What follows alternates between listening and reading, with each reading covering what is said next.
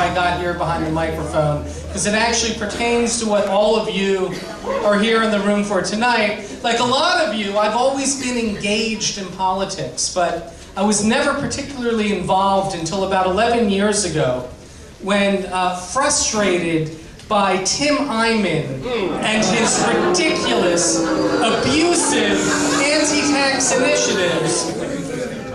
As a joke between me and some friends, I decided to file a ridiculous and abusive initiative of my own. So I put up a satirical website. I paid the $5 fee to the Secretary of State, and I filed my statewide initiative to officially proclaim Tim Eyman a horse's ass.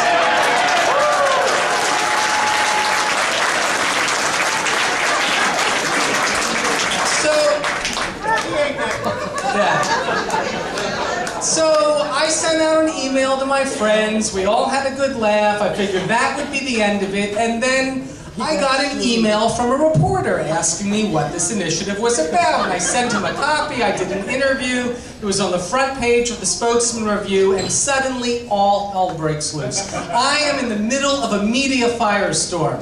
Newspapers, radio, all the TV stations, front page of the papers here in Seattle. It goes national. It's on Fox News. And 2 days into this, I find myself in the studios at KVI, our conservative talk station, sitting across the desk from John Carlson, fresh off his campaign for governor. And there I am with John debating Tim Eyman live on the air about whether or not he is a horse's ass. It's the one time that Tim ever actually engaged in the specifics of an issue in a policy debate. And it was at that moment that I had two epiphanies. One was that this was a load of fun. I love doing talk radio, and I wanted to get my own talk radio show so that I could provide some balance to folks like John Carlson, who basically had the city airwaves to himself at the time, him and Kirby Wilbur. And the other epiphany I had, and this is really important, it relates to the first, is that there is a really good reason why arrogant, obnoxious assholes like Tim Eyman get so much press. And that is because he is provocative. He is outrageous. He tells a great story. And above all, what our news media is in the business of is telling stories. And Tim and John and all these folks on the right, they help the news media do their job. But our traditional news media is so obsessed with pretending to be neutral and objective and fair and balanced that when they have an arrogant, obnoxious asshole like Tim Eyman on the right, they feel this pathological need to balance him out with an arrogant, obnoxious asshole on the left.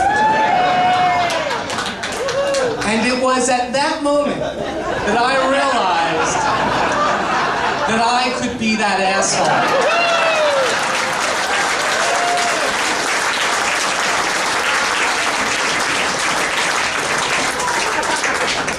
Shortly thereafter, I turned the campaign blog for my satirical initiative, horsesass.org, that website into a political blog, which just took off beyond all my wildest expectations. Within a couple years, I had my radio show on 710 Cairo. At the time, the 50,000-watt AM talk powerhouse. It was a tremendous privilege to host my show every Saturday and Sunday night for 2 years, and to be the main fill-in for Dave Ross and Ron Reagan and some of the other hosts, until the Church of Latter-day Saints bought the station and figured we don't really need progressive talk in our station anymore.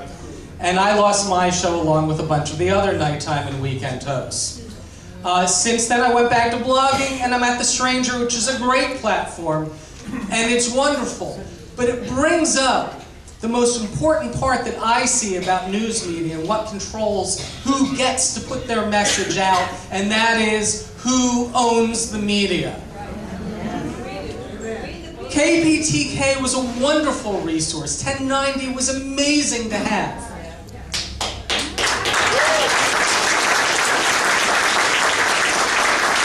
But they were the only Air America outlet that CBS Radio owned nationwide. CBS Radio was not invested in Air America. They couldn't care less. All they knew was that they made a little bit more money with syndication on 1090 than they made with the former country format. And when they decided that they could make more money on sports talk, it was gone, just like that. They didn't care about their loyal audience that they had spent the past few years building.